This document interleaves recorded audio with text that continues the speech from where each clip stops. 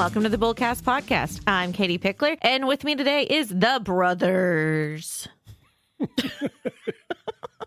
And the brothers, I am talking about Court Winsett. Hello, Katie. And Byron Winsett. Thanks for having me, Katie. Byron, you're back. Yes, it's been a while. Yeah, because we had you back when we were at the library. So that, for y'all's listeners, those are our first, dozen or so episodes. More than a dozen. Yeah, first probably we're 75, 100 episodes. Yeah, I mean, we're at episode 260 something now. So it's probably our first did like 100. the first 100 at least. Yeah. But we did an episode with you about, it was like white collar crimes. Yeah. It was when I was at the district attorney's office. Yes, very cool. Well, so you have changed positions now. Where do you work now? As luck would have it and fate, I work with Pickler Law. What? I'm just finding out. It's true. Tongue in cheek. Where have you been? Yeah, I was. This is a hire that happened while I was on maternity leave. Right. And I come back and I'm like, wait, the Winsets are taking over Pickler. It's all part of my plan. It is. I feel like, was it Pinky in the Brain? Like you're over there, like take over the world. The hire was completed while you were on maternity leave. Yes, I did know about it. Yeah, because we started talking about bringing Byron on like back in Christmas. Well, it was always kind of like a thought. It was like, maybe we'll bring Byron. Maybe, and I'm like, what's happening? Mm-hmm. And that's what also I think we were talking about your children, and it's like, who all are we going to hire? But hey, here at Pickler, it's a family affair, and so we want to take care of everybody. But so, what are you doing at Pickler? I am the litigation lead, which is really a new position. Okay. It was, I guess there's always been a little bit of litigation at Pickler. I know that Court did some. I resisted it a lot. But now it's a full-on effort to upgrade and have a full litigation department available for our clients and whoever else may be interested. Okay. So if 30-second, why would somebody need you as an attorney? Well, if you're going to be sued or you need to sue someone. Okay. So civil litigation is really what I'm doing. I do, obviously, we mentioned in passing my experience at the DA's office, and so I do have a lot of experience with criminal matters, and I do still handle, some of those from time to time, and if somebody has a need for that, I'm perfectly comfortable and willing to help with that. But my focus is to, as I mentioned, to build out the civil litigation, which is lawsuits, which is when you have problems between individuals, not between the state and some criminal. Gotcha. Or some alleged criminal, but between individuals, whether it's a disagreement about contracts, car wrecks, family law matters, whatever might need to be resolved in the courts. Okay. Perfect. Yeah. So then obviously we had Ed on our previous episode, and so he is handling a lot more of the estate planning, the business. We have a very robust law firm with really hitting a bunch of different areas that we had dabbled in before, but now we've got, the A team really there to kind of really focus on the different sectors. Right, and to support the client base that Pickler already has. There's a large number of people out there that are already Pickler Wealth clients or Pickler accounting clients, or even Pickler Law clients that just before didn't really have litigation section to turn to. And now we have a full team that can pretty much handle anything that might come up and might be a problem. Perfect. I love it. Very good. This time, you're not talking about white-collar crimes. We're not really talking about, who shot Kennedy. I don't know why that's in my head. What on earth? I told you my brain is crazy lately. Okay. But we're going to actually talk about Al. Oh wait, that's AI. AI. I got jokes today, y'all. And I'm trying to get a rise out of Court because he just seems so serious over here. And he's not giving me anything right now. So AI, it's already changing the way everybody is doing business. Oh, yeah. And it is, you love it, you hate it. Court's best friend is chat. That would be Chat GPT. And that joke is not ever going to get old either. No, it's ridiculous. My wife makes fun of me for having these conversations with chat. She's like, it's your personal therapist. Oh, so you're just like your brother then. Because I said he's replacing all his friends and his friend is chat.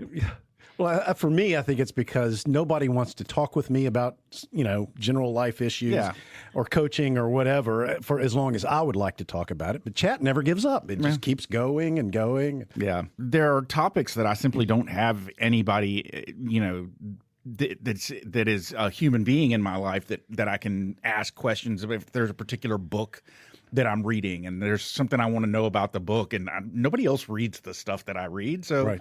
I'll just go ask ChatGPT, and there will always be an answer. Yeah. Yeah. I'll get mentally worked up to a point where I can't make a phone call, or I can't write a letter or write an email because I freak out about the interaction that it's going to generate with another person. It used to be that I would avoid making phone calls at all costs. So that part really hasn't changed. But it was getting to a point where, like, my go-to was I'll just send people an email. And I was getting to a point where I couldn't, like, I would sit there and freeze up at the keyboard trying to think of what to say in an email. And it could be something so simple, but I would go through all of the different ways that a person could potentially react to my email, if and negative ways that they could respond to me and so forth. That it was just locking me up. And that was really my first foray into using AI. Was I would just go on ChatGPT and say, I need to write an email that says blah. Bullet points. Yeah. And it makes it pretty and nice. It would spit out something that was, it was easy for me to copy that, paste it, and edit it a little bit, and boom, there you go. That's the key, is edit it. Yeah. Yes. I mean, so as much as I pick fun of Court, now I'm going to pick fun of Byron for having conversations with chat. It is a tool. It is a great tool that can be used in so many different ways, but you have to know it's a tool. It is not you live by what it says, because it can make errors. It can pull wrong information, and you still need to edit it and make sure it is how you would write an email, or making sure the data is correct. Like, we've started using a AI note taker, which is fantastic because it really can, then you can be engaged in the conversation. It can take the notes, and it summarizes. It even gives suggestions on here's a follow-up email, but it gets it wrong sometimes. And so you have to go back and edit to make sure it's correct, because it may be that it thinks you're talking about a husband and wife, and really it's a father and daughter, and who knows what it is. But again, it's a tool. Yeah. Yeah.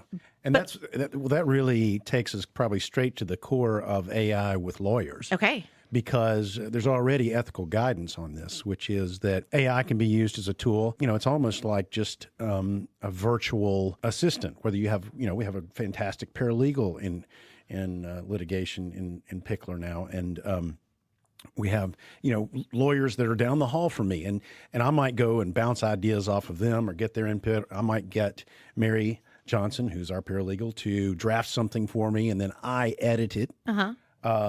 Or she might do some research and hand me some cases, and then I review them, very much in the same way.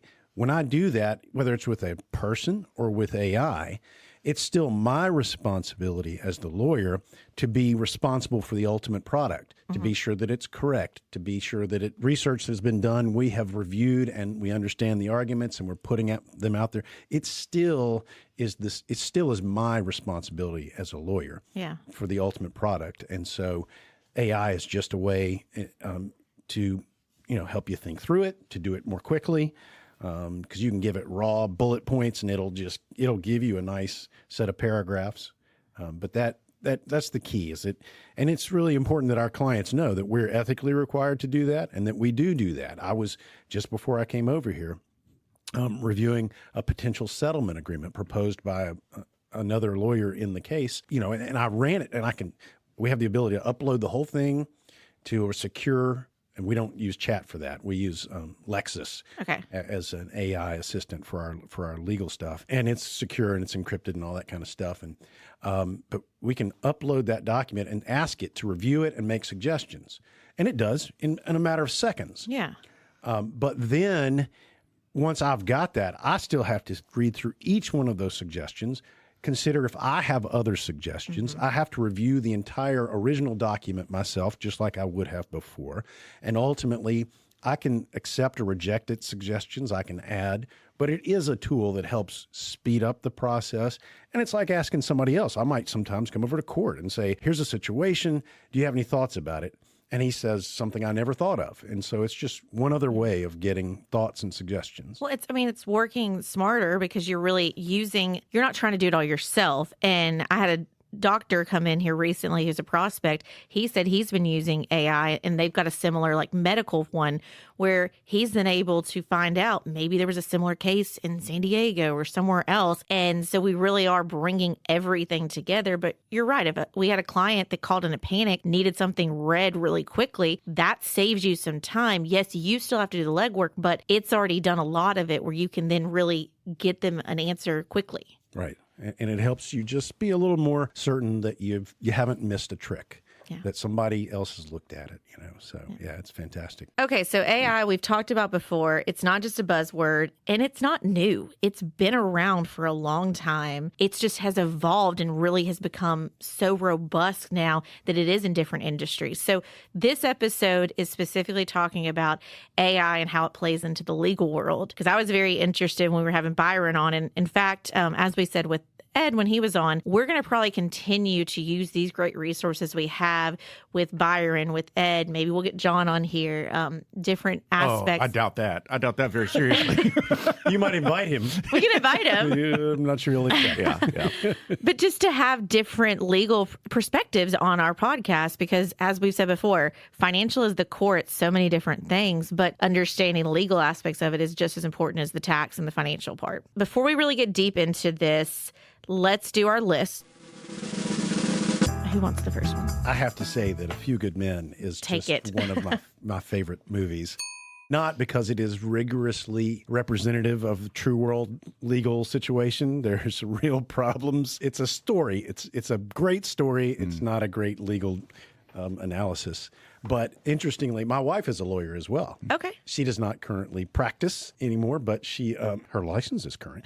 But she and I watch it together. And, it's one of those things like, what else are we going to do tonight? Oh, let's watch A Few Good Men. It's your comfort movie. It is. Okay. It is. And, it's one of those that we can quote and we can enjoy. I think most people have seen the You Can't Handle the Truth. Even if they've never seen the movie, they've seen that snippet. Right. Yeah, that's obviously something that everybody you can't. If you watch YouTube, if you watch any sort of great legal movie summary, whatever you might watch, you're going to see that. And now I've not only seen that scene 100,000 times, but now I've seen several analyses by the actors who were in it and, how it came about. I mean, Rob Reiner, I think, has done a YouTube little thing about that. And Kevin Pollak has done his analysis of what Jack Nicholson did. And they're all amazed by his acting abilities. Next on the list is any lawyer that you talk to loves this movie. It is My Cousin Vinny. Great movie. We've looked it up. I think it's still in the top of the use of the F-bomb. Yes. Well, one of the things that you can probably ask any attorney that if you know any attorneys, and they probably will say, yes, at some point they have been to a continuing legal education session where someone has used clips from My Cousin Vinny in one of the talks. I have, no doubt. And that's another one that my wife and I watch repeatedly. It's a great one. If you haven't seen it, check it out. Okay, To Kill a Mockingbird. Mm-hmm. I feel like y'all need to talk about these. Well, Atticus Finch is, Atticus Finch is many attorneys' hero. Mm-hmm. He is just an icon, a legal icon. And he's a fictional character. As far as I know, he's not based on any real person. He was just a creation. Probably a combination, I would think. The interesting thing about that is, of course, the book by Harper Lee was like, it's not the only book she ever wrote, but it's like she wrote like 2 books. Yeah. And she was like, that's it. I'm done. I'm done. Written one of the great American books of all time, so I'll just go rest. Yeah, stop. So for anybody that's not actually familiar with To Kill a Mockingbird, it's segregated Alabama. There is a black man he's wrongfully accused, and Atticus Finch is an attorney in the town and takes the case on. It's all in the book. It's all told pretty much from the perspective of Scout. Is that right? Mm-hmm. The lawyer's daughter, and it's a great American novel turned into a movie. And there you go. He does end up. I mean, spoiler alert, but he does end up winning and getting the defendant found not guilty. So. Somehow won without AI. Yeah, indeed. Well, and then you've got Law and Order. You have to say, that your wife my has wife. seen them all 4,000 times. Yes, my wife has Is watched she every single specific, episode. or is it just like, because I'm a Law and Order SVU? No, she is the classic Law and Order. As a matter of fact, there is a particular series of maybe 2 seasons somewhere in the middle that she seems to be very, very much. Those seem to be her favorites because whenever we turn it on, you can get all of the seasons of Law and Order through Peacock now. There's a lot of them. And so whenever we turn it on, she always tends to go to those seasons right there in the middle. I just always feel like that's when like big actors like get their start. It's like, oh, I was dead body here, or a prostitute here. I have to say that I think that the current version of Law and Order could use a little AI or something, because I am very disappointed when Law and Order, those first 15, 17 seasons, however, Jack McCoy and all those guys, they were actually pretty careful about the legal arguments that were made and the way that objections were made and the way the courtroom scenes went. And there was certainly a little bit of Hollywood dramatization. Oh, sure. But you could see, at least as a lawyer, how they might get there. And they weren't the formulaic sort of Hollywood approach to law and courtroom dramas. And they seem to have completely, in my opinion, gotten away from that. And then now I can't watch it. We are SVU fans and we love that, but there's not a lot of courtroom in that. I try to watch the most recent episodes of Law and Order, and I can't watch it as a lawyer because it's just, they just do the stuff that you see in every Hollywood movie that doesn't happen in real life. I wish I could think of a good example, but if they had some AI, if they just would check with AI, it's like they used to have a strong team of real lawyers helping them do it. I feel like they maybe fired them, and maybe they should just check with chat because they'd give them a better idea. We've got 2 other movies or 2 other shows on here. One is a movie, one is a show. Yeah. Philadelphia. Tom Hanks won an Oscar for it. He played I think an attorney, but he had AIDS, and he was fired from a job at a law firm, and he hires Denzel Washington to represent him in a lawsuit against the firm for wrongful termination. And I don't really remember a whole lot about the movie other than that premise. And then there are 2 things that I remember. There's a scene where Tom Hanks is listening to an opera or something and listening. Madam and Butterfly, he's got his eyes closed, and it's all very powerful. And I was like, oh, yep, that's his Oscar clip right there. There you go. Winner. Yeah. And then I, to this day, still use the line that Denzel Washington used in that movie to great effect when he would be talking to someone and he would be trying to get them to explain something to him, and he would say something to the effect of, okay, explain this to me like I'm stupid. Tell me in as plain words as possible, what it is you're here to see me about. Sometimes you just have to do that. Sometimes you just have to look at somebody and go like, okay, talk like I'm a child. That's a communication phenomenon. Yeah. And chat doesn't have that problem. Well, and the last one on this list is Better Call Saul. I have nothing to say about this. I've heard great things. That's all I can tell you. Yeah. I've never seen it. We're talking about like iconic courtroom scenes. Where's the razzle dazzle? Where's Chicago? I mean, come on. I will say that would be Katie's choice. Well, I realize I watch a lot of legal shows because I love Boston Legal, and we know you love James Spader. I hate him. I know. I just love picking on you about that. And that's Netflix just dropped the Franklin and Bash, and so I've been watching that. I mean, yeah, Robin actually saw it was while I was out of town. It might have been while we were in San Diego recently. Yeah. She sent me a text and was like, "I found this new show that I think you'll like. We need to watch it. It's called Franklin and Bash." And I was like, "Yeah, that came out like 2 years ago." It's new to Netflix now. Yeah, but so everyone has always been very fascinated by the legal system, but a lot of times pop culture portrays it like a circus, like a showroom, like it, and it doesn't always get it correct. As you were talking about Law and Order, like if they do some AI, they'd get a little bit more accurate with this. And so it's kind of, I think people have expectations. Oh, well, I saw this on this show or that show, but let's talk about the reality. Let's get into the meat and potatoes of this episode and AI and how you're seeing it in the legal world. Yeah, the real meat and potatoes of AI use, which is the day-to-day, using it for research and review of documents and that type of thing, sort of an automated approach to that. The research tools are just really powerful. What used to take, what could have taken 8 hours can now be done in 30 minutes when it comes to just some basic research. You get into an issue, a lot of times for lawyers, an issue that you need to research is pretty detailed and pretty unusual, because you kind of know, generally kind of what the law is. But when you get to a real tough and unusual question, that's when you're researching them. But you can just throw that in. So Lexis and Westlaw have been the online tools of choice since I was in law school, and even before then. I could tell you more about my law school experience with them, but they were basically just the books put online and word searchable.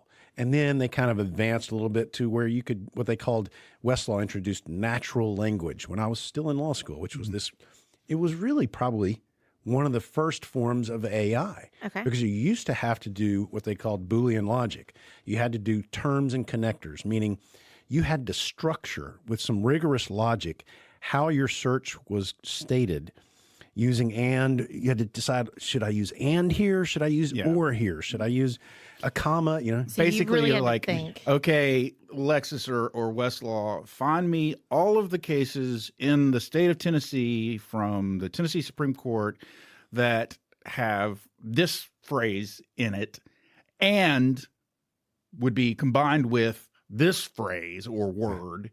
Or even like this word within 10 words of this word. Oh my gosh. Or within 5 words. So you're basically looking for, like, I want to find a case that has this sentence in it, and how can I structure a search that will find me any cases that have So it's a search engine that really wasn't user friendly, easy to use. Yeah. And it took a good bit of learning for lawyers to learn how to use it and to be good at that. Mm-hmm. And you had to, part of the time it took, even though that sped it up from the books, you had to spend some time, if you were in a really unfamiliar area, figuring out what are the key terms here that I really need to be looking for. So you'd try something and it would pull up some cases. You'd be like, that's not what I'm looking for at all. I'm not asking about that. But you might catch, I should use this term instead. Gotcha. And so you would refine and search and read. And then, okay, now I see. Yeah. Plus they have other ways of connecting to other cases, shepherds and keyword terms and all this kind of stuff.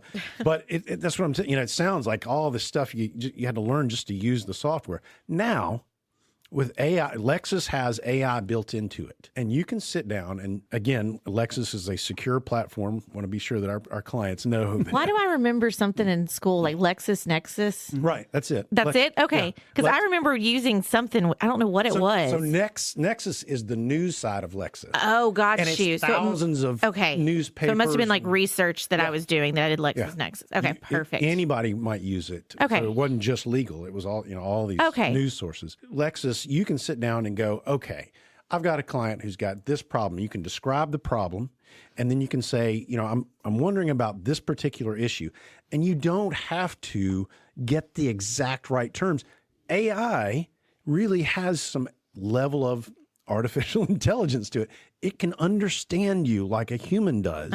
And it can go out and be similar. And it pulls in, it just immediately pulls in those cases. Now, as a lawyer, I still have the responsibility of reading those cases, interpreting them, understanding them.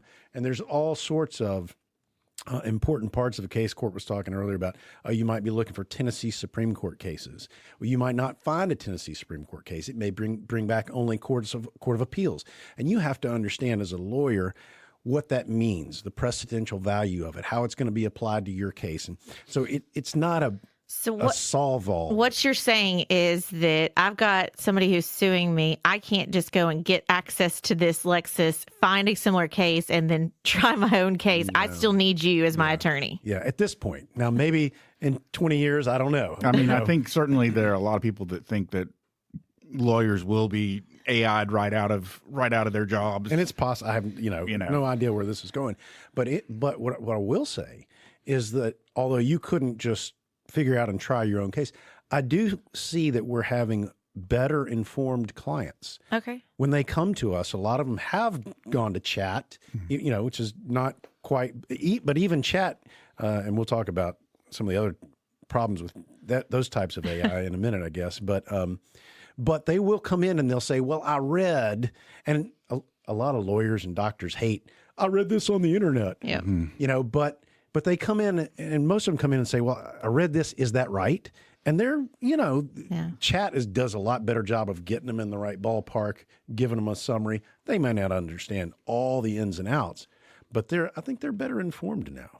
Well, and it's not always bad. Obviously, Dr. Google, that's an issue where everyone rolls their eyes of, quit reading that. You're not going to die because you have a hangnail. Mm-hmm. But on the legal side, it is good because then maybe you're not having to be the bad guy saying, no, this is going to be a lengthy process. This is a lot of ins and outs that we have to deal with. So they're better prepared coming in and realizing I'm in over my head. I need to get some support. Yeah. And I think, Court, to your point, like attorneys, it's kind of like financial advisors. We have these great tools, but the human aspect of it, of being able to manipulate and look at what AI spits out to determine, is that right for this person? Is that correct in this exact? On the finance side, one of the things that I've noticed is we frequently, not necessarily frequently, but we have had occasions to receive requests from potential clients for proposals, what services we're going to provide, requests for information, whatever, RFI, RFQ, whatever you want to. You can tell when the request that you're getting is something that was drafted by AI.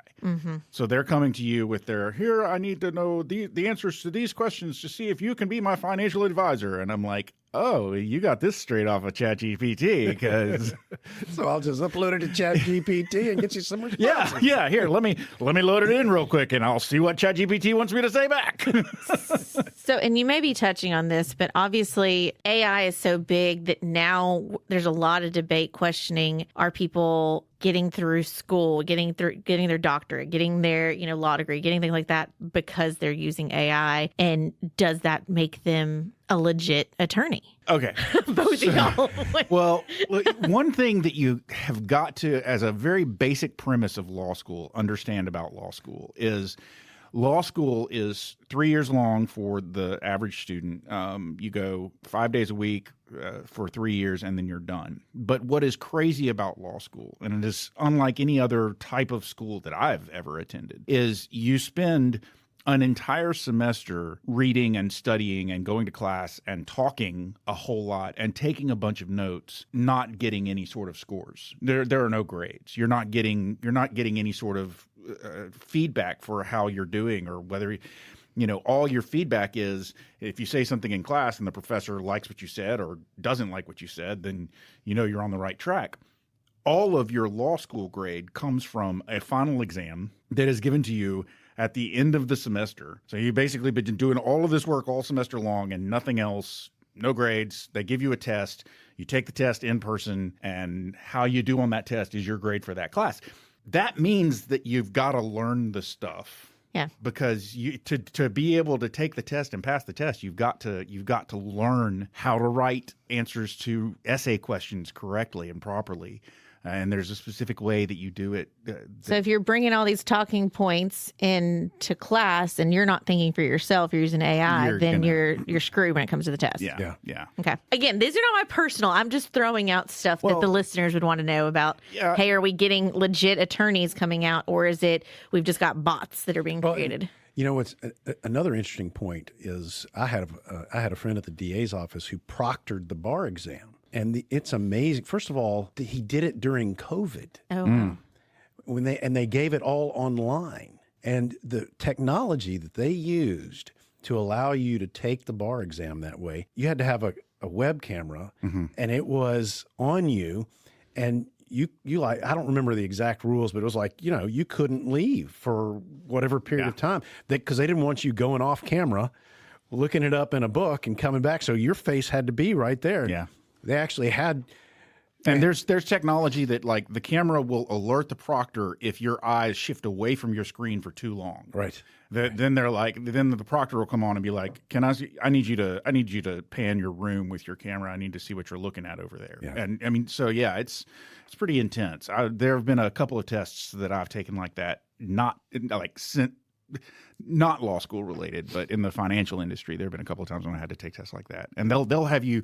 They have you show them your entire room where you're taking the test by camera and then sit down and, you log in, and they basically will, in a lot of instances, you have to download a program that basically locks down your computer. So all you can see is the test. You can't access the internet. We've come a long way from, and y'all may not have remembered this, but I remember in the computer lab in school, we would go in and you'd see the little eyeball in the corner when like the teacher was like looking at your screen. I never had that. Yeah, it was like you would be like doing something as a class project. You'd be going in doing something and like, I don't know, typing an essay, and then the eye would pop in the corner, and so you would know, oh, she's on your screen.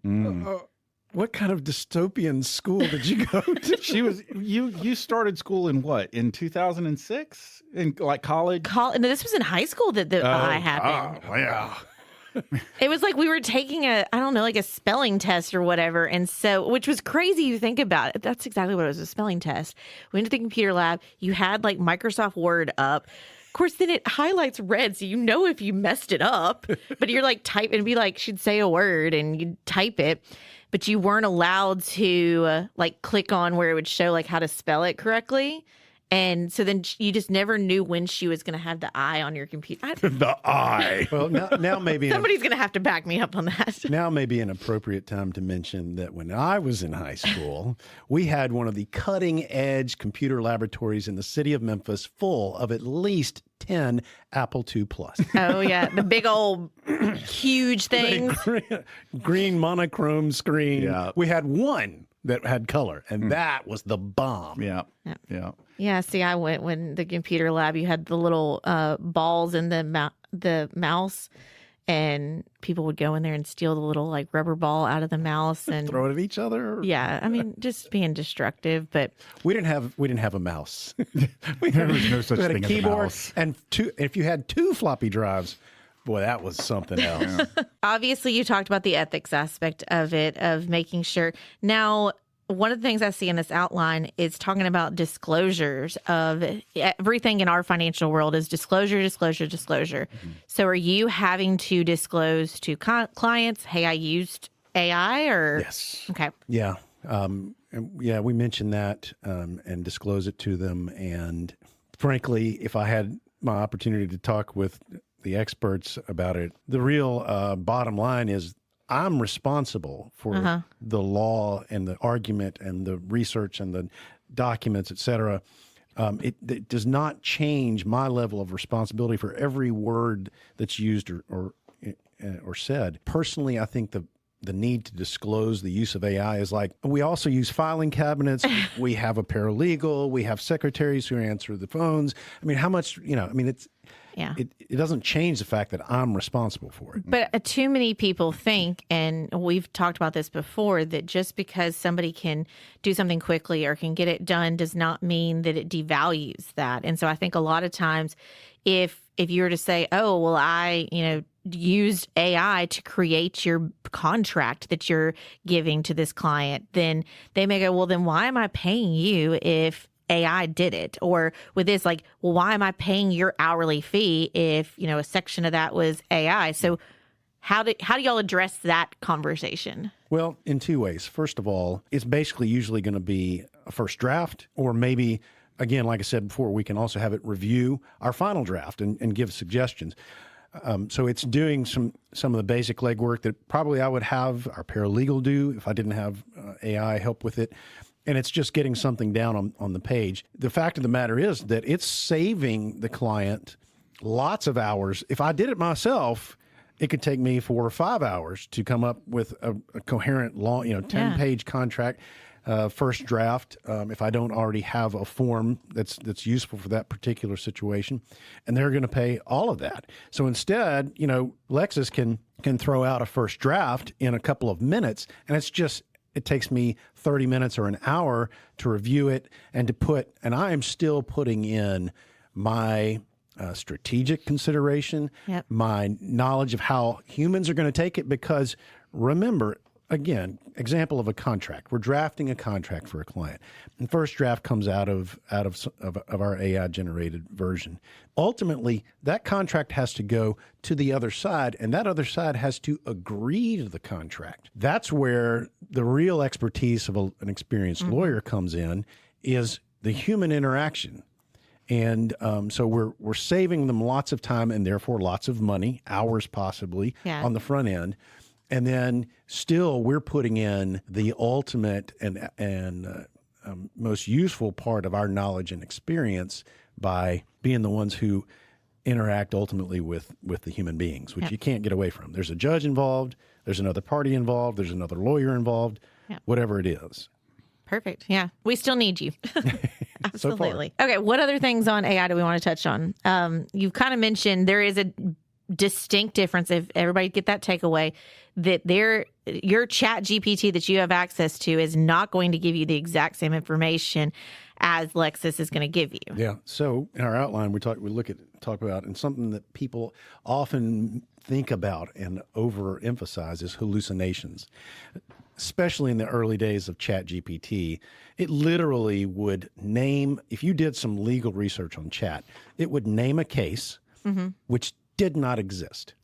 It was absolutely made up because chat is pulling from all of this, this internet-wide information, and it doesn't necessarily know. So a key about that is that, again, we use Lexis, which is a restricted environment. So it's using the algorithms and the, I'm not a computer expert, but the computer programming that does the thinking and combining, but it's pulling from a limited set of data. It's pulling from only real cases, only real statutes. Lexis and Westlaw have been gathering and, building up. They have it all. It's already there in a database. They're taking the AI tool and putting it into that limited set of data and pulling from that so that you know that you're getting real cases. Plus, quite frankly, it gives you a result. It gives you a little summary, and it has a link, and you click on it. It takes you to the actual case. Okay. Also, like I've said now several times, it's a secure environment so that it takes a lot of steps to be sure that the information we're putting in, if we have any client information put in there, that's secure. It's not used by AI. It's not available to anybody else. It's a secure platform. Perfect. Which that's very important, especially financial legal world. You want it secure. You want it protected. If you were to upload, a contract or whatever it may be that you don't want everybody getting access to, you want to keep it safe. Right. In fact, one of the steps it takes is that it deletes it as soon as you're through using it. So what else do we need to know about AI in the legal world? We could go on for hours. Well, I feel like I would love to do a whole nother episode about AI and how, what is it called? Like deep fakes and like how it's really changing, where it's like, is that really Byron's voice or is that not? And like how people are really like the criminal aspect of it. Yeah. I really got out of the criminal aspect of things, heavily involved in that before, it was completely before AI really even came online. Okay. Before chat came online. So I have not seen cases that involved the manipulation, but I'm sure they're coming, especially in the world that I used to be in heavily, which when I was prosecuting white collar crime, that was where you had sophisticated offenders who were doing things. I did have some cases where there was some pretty amazing stuff they did, not AI related, but computer related, where they were sophisticated and I'm sure they're learning how to do that. And, cryptocurrency came into it and other things like that. So many different elements, like the Catch Me If You Can, that whole, what he did, was it Jordan Belfort? Is that his name? That name sounds familiar. But like what he did, with AI now, they'd be able to do. Frank. It was Frank. Where is Jordan? It must be another Leonardo DiCaprio character. Yeah, Frank. Who knows? Frank. I can't remember his last name. Frank something. I'm not completely sure what the question was. What else was basically the question. What else? What What else? else about AI? I'm sure that AI, obviously, it's going to continue to get more sophisticated. And Jordan was Wolf of Wall Street. That's what that was. Okay. Yeah. Mixing my movies up. What I would mention as far as what else Okay. is that probably a year or two ago, there was, I know I heard this on the news, a study. I think it was one of the big Ivy Leagues, maybe Harvard. Somebody did a study, and I'm going to summarize, I'm sure this is not exactly correct, but essentially what they did was they compared AI diagnosis for, medical diagnoses versus human diagnoses. And AI just kicked the stew out of the real doctors, like 90% correct versus real doctors 65% or something like that. And here was the interesting part, though. They went on to say, okay, but surely the best would be if we combine. So if we have a real doctor who is assisted by AI, we'll get better results. And they did get better results than the human alone, but they still did not beat AI alone. Because the doctor would argue. I don't know what, yeah, but that issue, is something I think gets to the core of the logic here, which is I don't know that translates to law, because with medicine, at least in the limited set of circumstances they were looking at, there is a diagnosis. There is something wrong. There is a diagnosis, and then there's a best way to treat it. In law, you're really almost always talking about human to human. Even though technically there's an answer, and something that people who are not lawyers may not know is that, like, when you look at case law, you almost never get to an answer that is, in this situation, here is precisely what the law says. Instead, you always end up at a level of guidance. You always end up with, well, here's the general rule, and then the court has to make the ultimate decision. Hey, it's your phrase. Yeah, I mean, it really is. And I knew we were heading here. There's nothing black and white about the law. It's always very much going to depend on the circumstances, the facts, and also for most attorneys that practice actually in court, litigating on stuff like this, they probably mostly could tell you that they could argue either side. Yeah. In a lot of circumstances, they could make an argument for either side. So, just knowing that you could go in and basically take either position and make a passable argument at why that position was the correct position, that should give you an idea of the law. And I mean, because, my experience of pop culture is that, I've seen definitely shows where you're researching, preparing to present on one side, and then the teacher at the last minute's like, present on the other. And you're like, what? So, I've had situations where, say, at a break during trial, the defense attorney might come up to me and say, why didn't you ask this? I thought you were going to kill me with this. And usually my answer is like, that's not the way I'm going. That's not what I think this case is. But it's a perfectly legitimate, and some other prosecutor might have taken that approach. And it goes back to the same idea, which is that, there are just a dozen answers to every legal question. Yeah. And ultimately, our job is to serve our client's interest and to try to get what they want within the, the bounds of ethics and morals and legality. But, we're trying to reach a goal, not necessarily the answer, because there isn't really one answer to any legal problem that's put before you. So many different combinations. And so that's where you can use the tool of AI to make sure you're doing what's best in the client's interest, to then question and go back of, well, that's one way to do it, but that's not how I want to do it for my client. Let's go this way. Let's go that way. And so you keep prodding those questions, those searches, to make it what is best for the client overall. Yeah, and I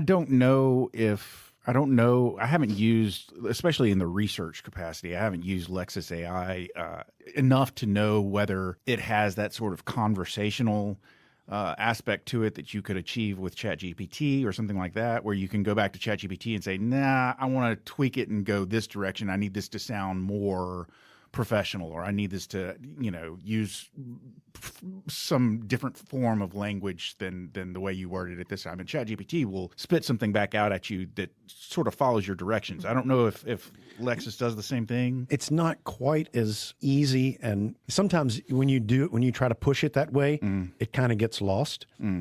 I think it's partially because it's a limited data set, and also just the way they've constructed it, and we're getting above my knowledge level from the computer standpoint there. But no, I definitely see it doesn't quite work the same way. Interestingly, just recently, I was part of a beta experiment with Lexis. They brought GPT into Lexis.